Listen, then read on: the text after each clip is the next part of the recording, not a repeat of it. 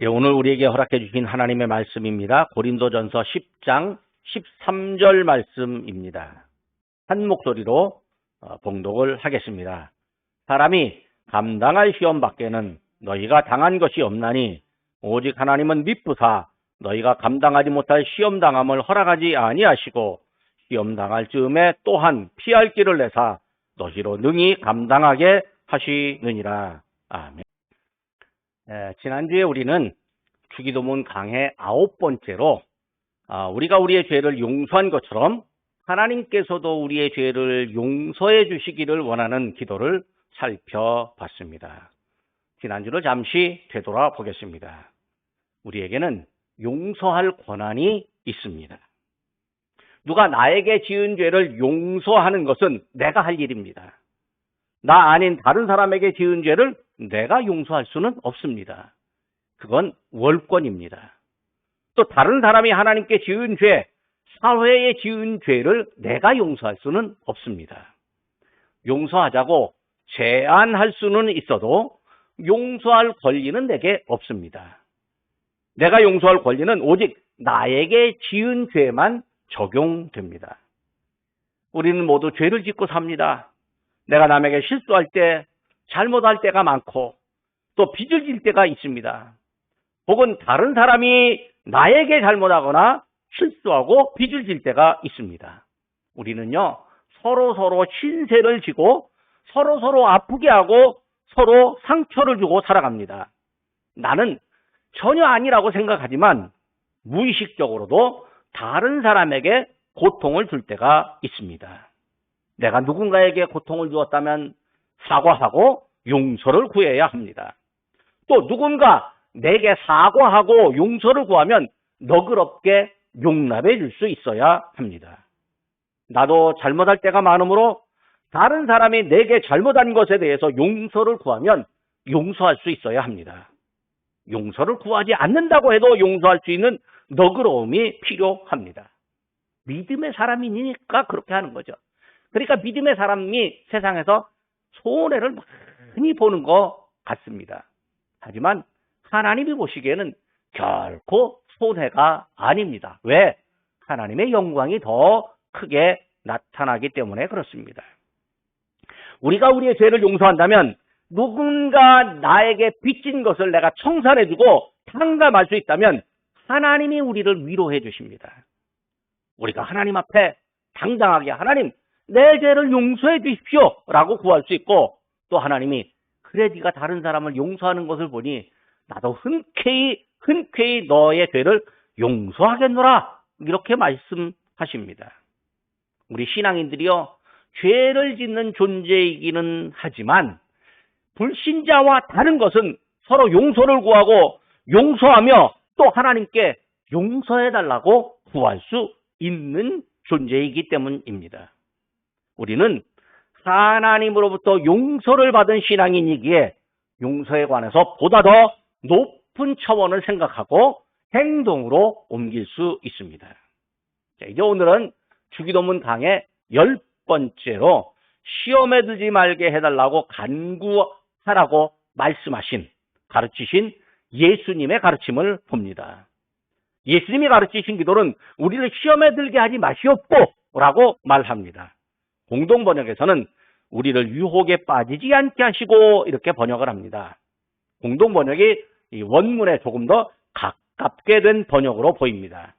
이 내용에도 우리, 또 시험에 든다, 시험에 들지 않게 하신다, 이렇게 네 가지로 나눌 수 있는데 우리와 시험에 드는 것, 시험에 들지 않게 하는 것, 세 가지로 이제 나누어서 보겠습니다.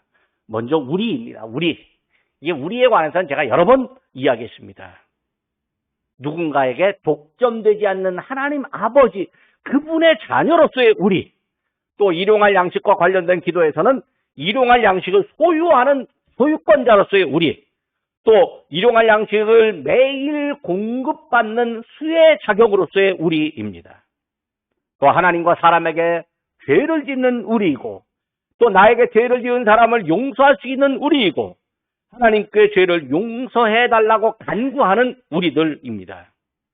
오늘 이 시험에 빠지지 않게 해달라고 하는 기도에서의 우리는 시험에 빠질 수 있는 우리이고 또 시험에 빠져들어가고 있지만 하나님께 기도할 수 있는 우리들입니다. 그러니까 우리는 시험에 빠질 수도 있고 또 기도하게 되는 거죠.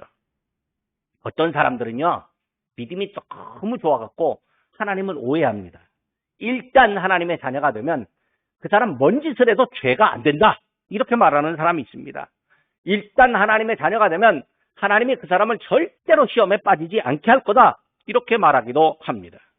하나님이 당신의 자녀들을 도와주시니까 죄와는 전혀 상관없이 살 거라고 말을 합니다. 그러니까 잘못했어도 그거는 죄가 아니라고 강변하는 사람도 있습니다. 혹시 죄처럼 보이는 것이 있다 할지라도 하나님은 그 사람에게 죄를 묻지도 않고 따지지도 않고 그냥 용납하실 거라고 생각하는 사람도 있습니다. 사랑이 많으신 하나님이니까 사람에게 절대로 시험에 들지 않게 하시고 또 다시 타락하게 하지도 않을 거라고 주장합니다. 게다가 사랑이 많으신 하나님이니까 불신자라도요, 벌하지 않고 지옥에도 보내지 않을 거라고 생각하는 사람도 있습니다. 이런 사람요, 하나님을 완전히 오해하는 헛된 주장을 합니다. 부모가 되어서 자녀를 키워보면 압니다. 사회적으로도 부모와 자녀의 관계를 자세히 살펴보면 압니다. 우리가 하나님과 나와의 사랑을 느끼고 싶다면 부모와 자녀와의 이 관계와 사랑을 한번 생각해보면 얼추 맞는 게 상당히 많이 있습니다. 자녀가 잘못했을 때 부모가 어떻게 할까요? 한 번 잘못하면 야, 너 내 자식 아니야 하고 바로 버려버릴까요? 안 그렇습니다. 우선은 책망합니다. 바로 잡아주려고 합니다. 또 뭐 때로는 살살 달래보기도 합니다. 자녀가 부모 말을 잘 안 듣잖아요. 나쁜 일을 밥 먹듯이 하고요. 커서 부모가 막아줄 수 없도록 행동하면 부모가 이제 그때는 책임질 수가 없습니다. 결국 자식을 포기하고 맙니다. 아이고 내 자식 국가가 알아서 벌 주세요 하고 포기합니다. 자기 인생 자기가 살아야 한다고 생각하고는 가슴이 쓰리지만 자식을 포기합니다. 제가 부모 교육을 가끔 가기도 하는데요. 부모님들에게 이런 말 합니다. 우리 자식이 착하고 아주 모범생이에요. 아, 그럼 좋지요. 다 그렇기를 원하죠. 그런데요, 모범생이지만 커서 사고 치면 부모가 못 막습니다. 그러니까 지금 너무 모범생이면 앞으로 사고 칠 가능성이 있다라고 생각하시고 가끔은 외부에 나가서 아주 작은 사고 칠 때 좀 막아주세요. 그렇게 이야기를 합니다.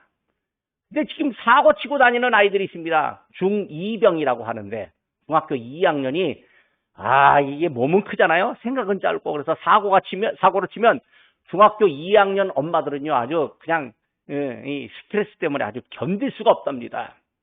근데 중학교 2학년 학생들이 사고를 치면 크면 다 괜찮아 하고 너그럽게 용납해 주라고 합니다. 왜? 20살 되면 다 괜찮아집니다. 군대 갔다 오면 더 괜찮아집니다. 근데 사고 친 아이들이요 머리가 잘 돌아가서 사업을 하면 또 사업도 잘합니다. 그러니까 지금 모범생이라고 너무 좋아할 것도 아니고 지금 사고 친다고 해서 너무 괴로워할 것도 아닙니다. 중요한 거는요, 성인이 돼서 사고를 치면 부모가 막아줄 수가 없습니다. 그때 부모는 막을 수가 없으니까 포기를 하고 맙니다. 그럼 하나님은 어떻게 하실까요? 하나님은 부모만큼 제한적인 능력을 갖고 계실까요? 그렇지 않습니다. 하나님은 무한한 능력을 갖고 계십니다. 그래도 하나님은요, 사람의 자유의지를 존중해서 사람이 하고 있는 거 그냥 보고 계십니다. 하나님이 몰라서 보고 계시는 것도 아니고, 그냥 보고 계시기만 하는 것도 아니고, 하나님이 어떻게 할 수가 없어서 보고 계시기만 하는 것도 아니고, 하나님께서 참고 기다리며 깨닫고 돌아오시기를 기다리고, 그리고 하나님께서 개입하실 그 시간을 보고 계시는 거죠. 그러니까 하나님은 나를, 비록 내가 죄인이라 할지라도 나를 존중하고 계십니다. 때로는요, 하나님께서 사람을 호되게 책망할 때도 있지만, 사람이 돌이키지 않으면요, 하나님께서 정말 화가 나시면, 나도 몰라? 이렇게 말씀하십니다. 하나님은요, 사람을 로봇처럼 조정하지 않습니다. 로봇은요, 프로그램 되어 있습니다. 프로그램에 키만 빵 누르면, 프로그램, 작동기 키만 딱 누르면요, 그 프로그램대로 로봇가 착착착착 움직입니다. 하나님이 우리 이 머리에 무슨 단추를 팍 누르면 우리가 그대로 빡 움직일까요? 아닙니다. 사람은 자유의지, 생각, 마음을 갖고 움직이는 존재인 이상 하나님은요, 사람의 선택을 보고 칭찬하시든 책망을 하시든 가만히 바라보고 계시든 어떻게든 하십니다. 책망 중에서 가장 큰 책망은 우리를 버리는 겁니다. 나도 몰라? 이겁니다. 옛날에 우리 예수 믿는 사람들이요, 교회 간다고 하면 부모들이 반대합니다. 그래도 가겠다면 이놈 호적에서 파버린다고 그렇게 말을 합니다. 이게 호적에서 파버린다는 게 뭐예요? 나도 모르고 이제 너하고 우리는 뭐 전혀 상관이 없다 그겁니다. 그런데 호적에서 팔망정 끝까지 예수 믿는 사람이 있었습니다. 왜? 예수님이 더 귀하고 나의 부모가 예수 믿고 구원받아야 된다고 생각하기 때문에 그렇습니다. 그런데요, 부모가 핍박해도 그냥 핍박을 받습니다. 다른 자식은 부모가 한마디 하면 그냥 덤벼들고 그냥 뭐 항의하고 뭐 부모 앞에서 막 이 목소리가 커지고 그래서 불효자 노릇을 하는데 예수 믿는 자녀는 책망을 해도 그 앞에서 예 하고 고개를 숙입니다. 나중에는 보고요. 야, 예수 믿는 네가 진짜 자식이다. 나도 예수 믿을란다 하면서 그래 우리 집에 있는 우상단지 다 내버리자. 또 이제 내가 예수 믿는 순간 우리 집에 제사 이거 1년에 12번 있는 거 싹 없애버리겠다 하고 예수를 믿게 됩니다. 그러니까 핍박 가운데서도 참고 견디지만 예수 믿게 하는 것 그게 하나님의 은혜고 사랑입니다. 근데 하나님이요 그러고 나서도 여전히 그 부모가 이 속썩이는 자녀를 보면 야 나도 몰라 이제 앞으로 안 보고 살자 그렇게 말하는데 이게 벌 중에 가장 큰 벌이 이제 안 보고 살자예요. 이제 그만 보고 살자예요. 하나님이 우리를 향해서 너 이제 그만 보고 살자 그렇게 말씀하시면 얼마나 우리가 아프겠습니까? 하나님은요 마음이 아프고 쓰리지만 악한 사람들을 향해서 아직까지 나 너 그만 보고 살자 이 말을까지는 안 하고 계시는 거예요. 이 말이야말로 가장 큰 형벌이니까 안 하고 계시는 거예요. 그러면서 기다리고 계시는 거예요. 근데 악한 사람들은요 그렇게 할까요? 아유 악한 사람들은 하나님 안 보이는데 무슨 말을 하시는지도 모릅니다. 사람은요 죄에 빠지기 쉬운 존재입니다. 예수님을 믿는 사람도 죄를 지을 가능성을 가졌습니다. 예수님을 믿는 사람도 시험에 빠질 가능성을 지닌 채 살아갑니다. 그래서 예수님이 기도를 가르치실 때 시험에 들게 하지 말게 해주십시오 라고 기도하라고 알려주십니다. 그러니까 예수님이 제자들에게 지금 기도를 가르쳐 주는데 주여 우리에게 기도를 가르쳐 주옵소서 할 때 제자들에게 기도를 가르쳐 주는데 제자들도 시험에 빠질 수 있다라고 하는 얘기입니다. 아니 지금 당장 눈에 보이는 예수님과 함께 하면서도 시험에 빠질 수 있다면 지금 부활 승천하시고 하나님 오른편에 앉아 계시며 우리를 바라보시는데 우리 눈에 안 보이는 우리 예수님이 우리 안에 계시는데 우리 눈에 안 보이니까 우리 역시 시험에 빠질 수 있습니다. 사람이요 제 아무리 완벽한 존재라도 시험에 빠질 수 있습니다. 자기를 완벽한 존재라고 생각하거나 내 생각은 거의 실수가 없다라고 하는 그런 사람일수록요 시험에 더 잘 빠집니다. 스스로 약하고 잘 넘어진다고 생각하는 사람은 혹시라도 시험에 빠질까 봐 조심합니다. 시험이 찾아왔을 때 금방 알아채고 시험 들지 않게 해달라고 기도합니다. 그런데 어떤 사람은요 나는 시험에 잘 안 듭니다. 시험이 와도 이길 수 있다. 난 뭐 시험이 와도 난 충분히 이길 수 있습니다. 그렇게 큰 소리 빵빵 치는 사람이요 진짜로 시험 듭니다. 왜? 그 말 자체가 시험 들었다는 소리예요. 자기가 너무 자만하고 교만의 시험이 들어갔다라고 하는 것이죠. 그래서 사도 바울이 권면합니다. 우리가 정한 본문 13절 바로 앞에 12절입니다. 그런즉 선줄로 생각하는 자는 넘어질까 조심하라. 여러분 우리가 이제 건강에 상당한 신경을 쓰는데요. 어떤 분들은요 나는요 평생에 감기 한 번 안 걸렸습니다. 나는요 평생에 병원에 한번 간 적 없고 의사에게 보인 적이 없습니다. 나 신체 건강합니다. 여러분 내 힘만 믿으십시오. 근데 이 사람이 갑자기 아프면요 병원에 가갖고 진찰 받으면 큰 병 걸렸다고 합니다. 그러니까 건강에 너무 자신하는 거 그거 아닙니다. 왜? 건강요 그가 하나님이 딱 만지시면 바로 꺾어집니다. 그런데 난 몸이 약해요. 나 좀 몸 조심해야 돼요. 이런 분들요 은근히 오래 사십니다. 저희 아버님이 평생에 감기 한번 안 걸리신 분인데 몸이 안 좋다고 저하고 집사람 이제 결혼하고 신혼여행 갔는데 몸이 안 좋다고 병원에 가셨어요. 그러더니 3개월밖에 못 사신대요. 그 환갑도 안 돼서 돌아가셨어요. 제가 지금 저희 아버님보다 훨씬 더 오래 살고 있어요. 근데 저희 어머니는요 하여튼 제가 우리 어머니 아프다는 소리가 너무너무 스트레스가 됐었어요. 얼마나 자주 아프신지. 제가 목회를 하면서요 환자 심방이 제일 어려웠어요. 왜? 아프다는 소리가 들으면 마음이 불편하니까.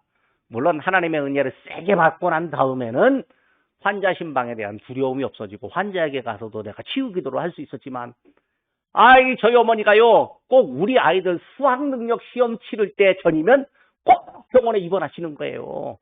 2달 전에 입원하셔갖고 일주일 만에 퇴원하시고, 큰애는 둘째는 수학 능력 시험 치기 전에 2달 전에 입원하셔갖고 1달 만에 퇴원하시고, 셋째는요 또 수학 능력 시험 치기 전에 2달 전에 입원하셔갖고 1달 보름 만에 입원하시고, 근데 80을 사셨어요. 옛말에 그러잖아요. 골골 70이라고. 근데 80을 사셨어요. 그러니까 뭐냐면요 사람의 건강도 그렇게 자신할 수 있는 게 아니에요. 그러니까 내가 시험에 안 듭니다라고 자신하는 거요. 그게 시험 들었다는 소리예요. 근데 자기는 그 착각을 모르고 사는 거죠. 두 번째로 시험에 든다라고 하는 말은 뭘까요? 이게 시험이라고 하는 말 자체가 실험하는 것, 또 측정하는 것, 그 테스트 검정하는 것, 또 재난, 불행, 고통, 고뇌, 그리고 유혹이라는 뜻으로 사용됩니다. 이 중에서 이제 유혹이라고 하는 말이 가장 많습니다. 오늘 본문에 시험에 들지 말게 하옵소서, 이게 뭐냐면 이제 유혹에 빠지지 않게 하옵소서, 이렇게 번역하는 것입니다. 우리가 살면서요 유혹을 많이 받습니다. 예수님을 안 믿는 사람도 유혹을 받지만 예수님을 믿는 사람도요 어떤 형태로든지 유혹을 받습니다. 유혹을 마귀의 시험이라고 표현하는 경우가 있는데 예수님을 믿는 사람이라도요 마귀의 시험이 더 강하게 찾아옵니다. 왜 그럴까요? 믿는 사람 넘어뜨려야 하나님 나라가 멈추거든요. 목사님들 세계에서 이런 말이 오고 갑니다. 목사 한 사람 깨뜨리면 교회가 무너진다. 그러니까 이 목사를 향한 마귀의 공격이 훨씬 더 세다. 그렇게 이야기를 합니다. 실제로 그럴 수 있습니다. 여러분 우리가 직분을 갖잖아요. 직분을 가지면 마귀의 시험이 더 강하게 오는 겁니다. 근데 직분을 받아도 마귀의 시험을 더 강하게 올 거라고 생각하지만 직분을 받는 그 이유는 뭘까요? 목사의 직임을 받고 또 그 장로나 권사의 직임을 받고 집사의 직임을 받는 이유가 뭘까요? 그 강한 시험을 이겨냄으로 인해서, 그 강한 시험에 승리함으로 인해서 하나님께 영광을 더 돌릴 수 있으니까 직분을 받는 거예요. 어떤 사람들은요 스트레스 받기 싫어서 직장에 안 가요. 그럼요 돈을 못 버는 거죠. 직장에서 높은 자리에 올라가잖아요. 올라갈수록 스트레스의 강도가 더 심해집니다. 그래서 올라가면서 월급이 많아지면 누군가 그렇게 말합니다. 스트레스 받은 만큼 월급도 받는다고. 그렇게 말을 합니다. 그러니까요 예수 믿어도요 목사에게도요 마귀의 유혹이 계속 찾아옵니다. 하나님을 믿고 예수님을 믿는 믿음만큼은 안 버리는데 그 외에 예수님을 신뢰할 때 가져야 할 마음가짐이나 생각의 이 올바름이 삐딱하게 되는 경우가 아주 자주 있습니다. 게다가 삐딱하게 되면요 스스로 내가 예수 믿는 사람이 맞나? 자존감이 무너집니다. 때로는 삐딱함이 말과 행동으로 나오면 저거 보라고 저 예수 믿는 사람이 저렇다고 손가락질 받으니까 이게 믿는 사람의 자존감이 확 떨어집니다. 어떤 사람은 유혹을 받았다는 것 자체로만도 믿음의 사람을 향한 비난을 하기도 합니다. 디모데전서 6장 9절과 10절입니다. 구하려 하는 자들은 시험과 올무와 여러 가지 어리석고 해로운 욕심에 떨어지나니 곧 사람으로 파멸과 멸망에 빠지게 하는 것이라. 돈을 사랑함이 일만하게 그 뿌리가 되나니 이것을 탐내는 자들은 미혹을 받아 믿음에서 떠나 근심으로써 자기를 찔러도다. 9절에 시험이 유혹입니다. 근데 10절에 미혹은요, 아예 꼬임에 빠져갖고 현혹돼서 정신이 오락가락 하는 겁니다. 그러니까 이겨내질 못하죠. 결국 믿음에서 떠날 수 있다라고 하는 의미가 됩니다. 미혹의 단계까지 가면 필연코 시험에 아주 깊이 단단히 들어있는 상태입니다. 시험과 유혹에는요, 상당히 많은 종류가 있습니다. 가장 대표적인 시험은 성경에서 뭐라고 하면 예수님이 금식기도 후에 광야에서 마귀로부터 받는 시험입니다. 금식기도로 마친 예수님은 성령님께서 광야로 이끌고 갔습니다. 마귀에게 시험 받으라고 성령이 이끌고 갔어요. 왜 성령께서 마귀에게 시험 받도록 하셨을까요? 신이 시험하지 않는 성령께서 왜 마귀에게 시험을 받도록 예수님을 광야로 이끌고 갔을까요? 시험이 난감한 것이기는 합니다. 하지만 유익도 있습니다. 그 유익은요, 사람에게 영적 분별력을 주고 또 믿음을 더 강하게 하기 때문입니다. 시험을 통과하려면요, 분별력과 강함을 가져야 됩니다. 시험을 이겨내는 과정에서 분별력과 강함이 더 확실하게 갖습니다. 그러니까 시험이 우리를 향한 훈련이 될 수도 있다는 거죠. 예수님이 받은 첫 번째 시험은요, 돌로 떡덩이가 되게 하라는 거죠. 돌을 떡으로 만들어서 먹으라고 하는 거죠. 그런데 거기 배고픔을 해결하라고 하면서 거기 네가 만약 하나님의 아들이거든, 이게 사탄이 그렇게 조건을 쌓아 겁니다. 단서를 겁니다. 그러니까 마귀가 예수님의 존재감, 하나님의 아들이라고 하는 존재감을 건들고 하나님과의 관계를 은근히 의심하면서 마음에 불을 막 지핍니다. 그러니까 예수님에게 야, 네가 하나님의 아들이거든, 그러니까 네만 한번 해봐. 이건 하나님 권위에 한번 도전해보라고 하는 것이죠. 그러니까 자존심 건드려서 도전하는 거죠. 우리가요, 이 자존심 건드리면 화가 나는 거거든요. 근데 화내라고 자존심 건드립니다. 그래 놓고 화냈다고 또 뭐라고 합니다. 이거요, 우리가요, 나도 모르게 있잖아요. 아주 교묘한 꾀들을 잘 씁니다. 그러니까 화내기를 바래서 자존심 건드려 놓고 화냈다고 또 뭐라고 합니다. 그 자존심 건드린 것은요, 별로 잘못한 거 없다고 그렇게 시치면 뚝 됩니다. 여러분, 자존심 건드리는 게 그게 시험이에요. 마귀가 한 짓이니까. 근데 신명기 8장 3절의 말씀으로 우리 예수님이 대답하십니다. 사람의 떡으로만 살 것이 아니요 하나님의 입으로부터 나오는 말씀으로 살 것이니라. 그러니까요, 자존심 건드리는데 너 자존심 건드리지? 요 말 딱 안 하고 그냥 답변만 합니다. 우리 예수님이 하나님의 말씀으로 산다. 마귀가 두 번째로 예수님을 시험합니다. 성전 꼭대기에 데리고 올라갔습니다. 그러면서 하는 말이 너 또 하나님의 아들이야? 그러면 뛰어내려봐. 성경에 뭐라고 기록됐는 줄 알아? 시편 91편 11절과 12절입니다. 천사들을 명령해서 뛰어내려서 받아갖고 안전하게 해줄 거다. 이건요, 성경 말씀 한번 시험해보라는 유혹이에요. 그러니까 뭐냐면 자존심을 싹 건드리면서 네가 하나님의 아들이지? 네 말대로 성경대로 될 것 아니야. 그러니까 성경대로 되는지 안 되는지 한번 봐 하면서 시험하는 거죠. 여러분, 성경대로 되는지 안 되는지 이 말하는 거 보라고 하잖아요. 이게 성경 말씀 시험하는 건 하나님을 시험하는 거예요. 그러니까 어떻게 돼요?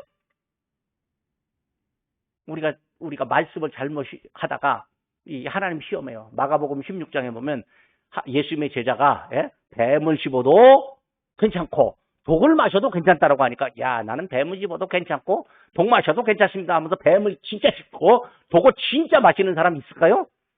그 사람은요, 하나님 말씀 시험하는 거예요. 그럼 시험하면 어떻게 돼요? 뱀에 물려서 죽어요. 독에 중독돼서 죽어요. 그래서 예수님이 뭐라고 말씀하시냐면 주 너의 하나님을 시험하지 말라. 성경 말씀 갖고 시험하는 사람, 여러분, 이단들이 그렇게 하는 거예요. 이단들이 말씀 갖고 시험해요. 근데 그 사람이 주 너의 하나님을 시험하는 거예요. 마귀가 세 번째로 예수님을 이 높은 산 꼭대기로 데리고 올라갑니다.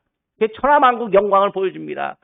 여러분 남산 꼭대기 올라가서 야경, 서울 야경 보면 진짜 기가 막힙니다. 번쩍번쩍하고 어떻게 이 중에서 내 집은 한 채도 없냐? 뭐 이렇게 이제 한탄하는 경우도 있습니다. 그런데요, 마귀가 말을 합니다. 야, 이거 멋지지? 나한테 한 번만 전해봐. 그러면 이거 다 너한테 줄게. 그러면 마귀가요, 딱 한 번만 나하고 협상하면 이거 다 너한테 준다는 거 하는 거죠. 사실 우리가 무엇을 가지려면요, 열심히 노력해야 됩니다. 그리고 장기간에 조금씩 가졌을 때 그게 뭐예요? 그것이 정말 기쁨이 되고 그 가진 것을요, 어떻게 해요? 잘 간수할 능력이 우리 안에 생깁니다. 근데 어느 날 갑자기 로또가 팍 들어갔고 그냥 일확천금이 생겼잖아요. 일확천금 갖고 자 그거 잘 관리하는 사람도 더러는 있겠습니다만 대부분 허랑방탕하다가 가정도 깨지고 친구관계도 깨지고 완전히 노숙자로 전락하는 경우도 있습니다.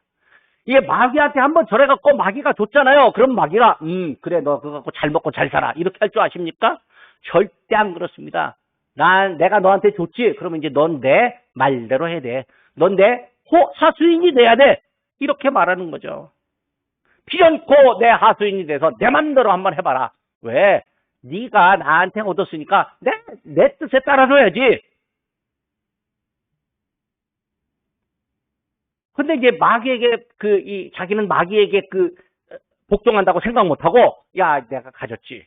내 힘으로 얻은 거야. 그러면서 세상 모든 것을 자기가 가진 것으로 착각하고 자기 마음대로 세상을 휘두릅니다. 그러니까 자기 안에 마귀가 자기를 막 휘두르는데 그거 모르고 내 마음대로야 이렇게 말합니다. 이거 시험에 빠진 거죠. 그런데 예수님은요. 마귀의 시험에 미동도 하지 않습니다. 꿈쩍도 안 합니다. 사실 하나님의 아들은요. 우리 하나님이 이 세상의 창조주임을 알고 있기 때문에 하나님이 내게 주신다라고 하는 걸 알고 있어요. 근데 마귀는 내가 주는 거라고 그렇게 거짓말을 하죠. 예수님이 마귀를 향해서 명령합니다. 4장 10절입니다. 마태복음 4장 10절입니다.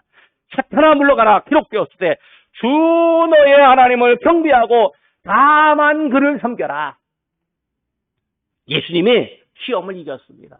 아주 교묘한 유혹을 물리치셨습니다. 마귀가 예수님을 시험하다가 실패하고 물러갔지만 포기했을까요?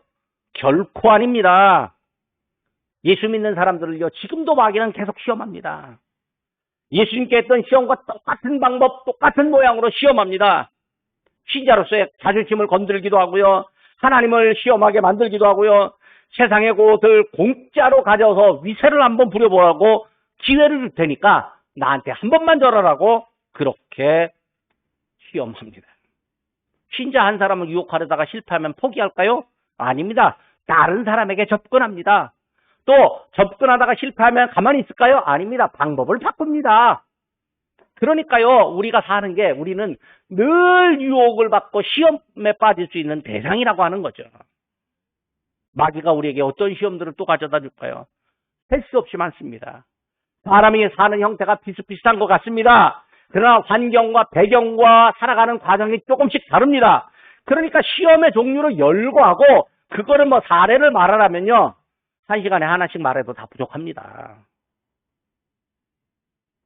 그러니까 1시간에 사례 하나하고 시험의 종류 하나만 말하면 설교 한 편씩 됩니다. 그러면 제가요 그거 해도 다 못합니다. 우리의 머리가 딸려서 그걸 찾아내지 못할 뿐이지 없는 게 아니거든요. 우리가 겪는 시험 중에는요. 오해도 있습니다. 의심도 있습니다. 불평불만, 원망, 시기심, 이기적인 마음, 또 더 좋은 가치가 있는데 그걸 자기 욕심 아래에 두는 것, 비난, 두려움, 부정적 확신 이런 것도 시험입니다. 시간이 많이 가지만 한 가지 예를 듭니다. 크리스마스 시즌 되면 나 홀로 집에라고 하는 영화를 혹시 여러분 보실지 모릅니다. 이게 1편 보면 거기 말썽꾸러기 케빈이라고 하는 아이가 있는데 이 아이 집 옆에 엄청 무섭게 생긴 할아버지가 한 분 삽니다. 할아버지만 보면 와 애들이 다 도망가 버립니다. 근데 이 말썽꾸러기 아이가 이 가족들이 다 해외여행 가는데 어떻게 못 따라가 갖고 그냥 그 시내를 헤매다가 교회 들어갔습니다. 교회에서 찬양 연습을 하는 걸 보는데 아이들 찬양 연습하는 거 보는데 이 옆에 계신 그 이웃집 무서운 할아버지가 있으니까 깜짝 놀랍니다. 그러면서 이제 할아버지가 야 너도 교회 왔냐? 할아버지도 왜 교회 왔어요? 그랬더니 저기 내 손녀딸 노래하는 거 보려고 왔다고. 그랬더니 근데 할아버지 왜 뭐 손녀딸 집에는 안 가시는 거예요? 그랬더니 내가 우리 아들하고 싸웠는데 내가 우리 아들 꼴 보기 싫어서 안 간다.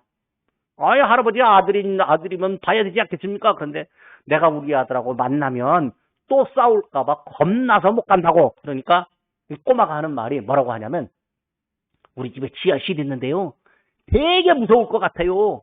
그냥 무서워서 안 가려고 그러는데요. 내가 지하실에 막상 갔더니 안 무섭더라고요. 할아버지 아들을 한번 만나보세요. 아니 만나보지도 않고 또 싸울지 안 싸울지 어떻게 하냐고. 우리가 옛날에 과거에 어떤 경험을 가졌잖아요. 비슷한 사건이 앞에 있으면 뭐냐면 또 그럴 것 같은 불안감이 우리 안에 드는 거야. 또 그럴 것 같아요. 근데 그건 거기 가봐야 그렇지 안 그렇지 않은 거야. 진짜 좋은 일이 생길지 똑같은 일이 생길지 모르는데 우리는 또 그럴 것 같은 또 안 좋을 것 같은 경험이 생기는 거야. 근데 꼬마가 가보시라고 아들 만나보시라고 손녀딸 늘 보고 싶잖아요. 그러니까 할아버지가 나중에 진짜로 아들을 만났어요. 크리스마스 때 아들이 집에 왔는데 손녀딸을 가슴에 안고 있는데 이 꼬마 케빈 주인공이 창밖에서 흐뭇하게 쳐다보고 있는 거예요. 그러니까 우리가 시험은요. 과거에 나의 이 어려웠던 것이 미래에도 똑같이 있을 거다. 그거 진짜 시험이에요.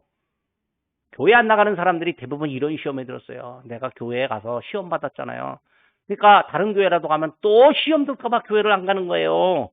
여러분 시험 들 수 있습니다. 그러나 시험은요. 나를 훈련시키는 거예요. 하나님이 나를 강하고 단단하게 만들고요. 하나님의 자녀로서 능히 이기는 믿음의 사람을 만들어가는 거예요. 그러니까 시험을 이겨내야 되는데 시험에 자꾸 지고 있어요. 이게 큰일입니다. 그만큼 우리가 약해져 있는 거예요. 세 번째로 이제 들지 말게 하시옵소서라고 그렇게 기도하라고 하죠. 들지 말게 해달라고 하는 요구 안에는요. 문법적으로 보면 가정법이라고 하는 게 있습니다. 대부분의 영어 성경에는 보니까 가정법이 없는데 딱 한 가지 영어 성경에 이제 가정법이 있더라고요. 이게 뭐냐면 하나님이 실제로 우리를 시험에 빠지지 않게 하신다면 뭐 그런 의미입니다. 근데 가정법을 잘못 해석하면요. 하나님의 능력을 의심하는 것처럼 보일 수 있습니다. 하나님 하실 수 있다면 뭐 이렇게 말하면 뭐냐면 하나님 못 하시는데 하실 수 있는 거 아닙니까? 뭐 이렇게 의미가 왜곡될 수 있습니다. 그런데 가정법의 의미가 있는 한 살펴본다면 뭐라고 볼 수 있냐면 하나님 그렇게 하시겠다면 하십시오. 마음 먹고 행하실 수 있지 않습니까? 그러면 하십시오라고 하는 아주 당연함의 의미로 볼 수 있는 거죠. 즉 하나님의 목적과 능력을 반드시 행해 주십시오라고 하는 강력한 요구입니다. 그러니까 하나님은요. 얼마든지 사람을 시험에 빠지지 않게 하실 수 있다는 의미입니다. 오늘 사도 바울이 본문에서 말하는 의미입니다. 고린도전서 10장 13절입니다. 사람이 감당할 시험 밖에는 너희가 당한 것이 없나니 오직 하나님은 미쁘사 너희가 감당하지 못할 시험 당함을 허락하지 아니하시고 시험 당할 즈음에 또한 피할 길을 내사 너희로 능히 감당하게 하시느니라. 사람이 사는 게 시험과 유혹의 연속입니다. 마음이 흔들릴 때가 많고요. 말할 때 실수하고 또 말의 실수를 합리화하고 변명하려다가 창피를 당할 수도 있습니다. 창피를 당하면요. 화를 내면서 창피를 주는 사람을 향해서 공격할 수도 있습니다. 이게 시험에 대한 민감성을 갖지 못하면요.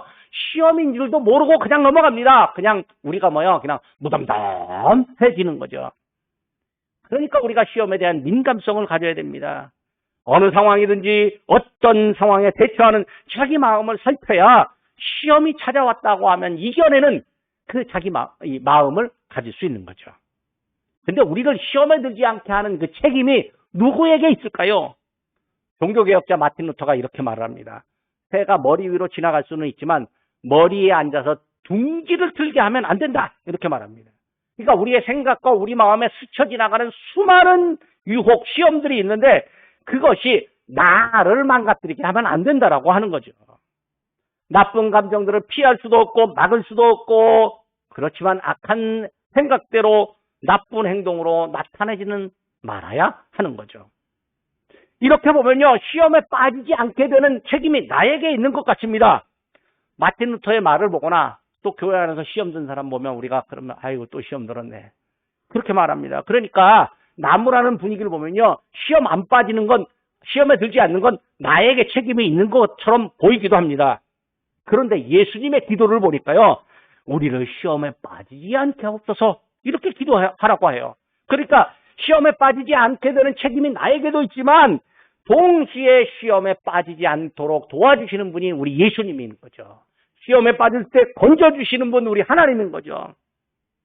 시험에 빠질 가능성이 있을 때 그걸 막아주시고 나를 붙들어 주시는 분 우리 하나님입니다. 시험에서 완전히 벗어나거나 이기는 게 나로부터 시작되는 게 아니고 하나님으로부터 받는 것이에요. 하나님이 우리를 시험에서 건져주셔야 되는 거죠. 때로는 하나님이 강권적으로 나를 붙들어 주셔야 됩니다. 시험에서 빠져나오는 건요. 하나님의 은혜로 됩니다. 마귀는요. 우리를 시험에서 건져내는 존재가 아니라 시험에 빠지게 하는 존재입니다. 사람이 마귀를 이길 수가 없으니까 하나님께 우리가 기도합니다. 하나님 마귀를 이길 힘을 우리에게 주십시오. 그리고 마귀를 이기신 예수님의 힘을 받아서 우리가 싸워 이깁니다. 베드로 사도가 베드로전서 5장 9절에서 말합니다. 너희 믿음을 굳건하게 하라. 그를 대적하라. 강력하게 요구합니다. 믿음의 굳건함은요. 우리 책임 영역이지만 또 하나님이 도와주셔야 하는 영역이에요. 하나님과 우리가 협력해서 믿음이 강해지는 것이 아니라 하나님이 주도하시는데 우리는 기쁨으로 아멘 하고 순종하며 따라가는 순서입니다. 하나님의 인도하심이 있을 때 우리가 순종하지 않으면요. 그게 순전히 우리 잘못입니다.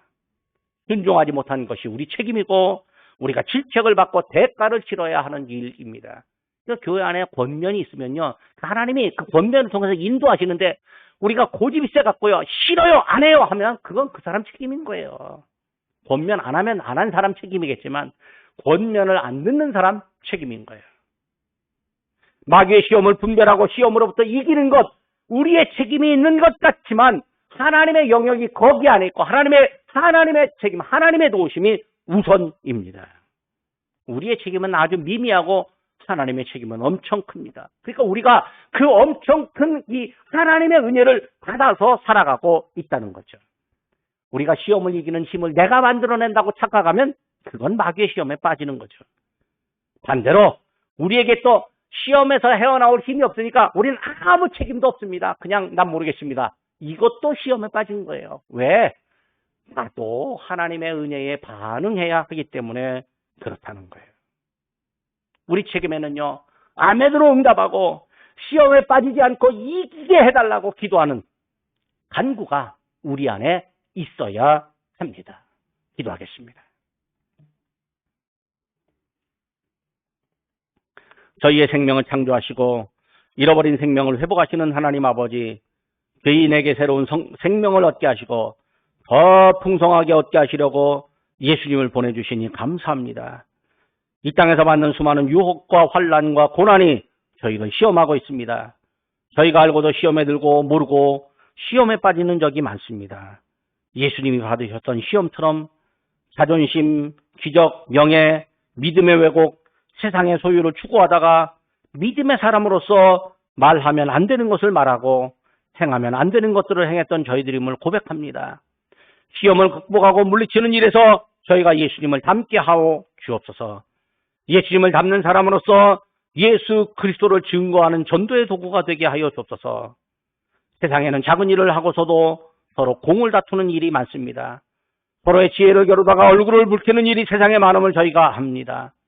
믿음을 가진 저희는 어떤 일을 하든 하나님의 능력 주심으로 하고 지혜로운 말과 행동에서도 하나님의 은혜였음을 고백하는 겸손을 갖게 하여 주옵소서.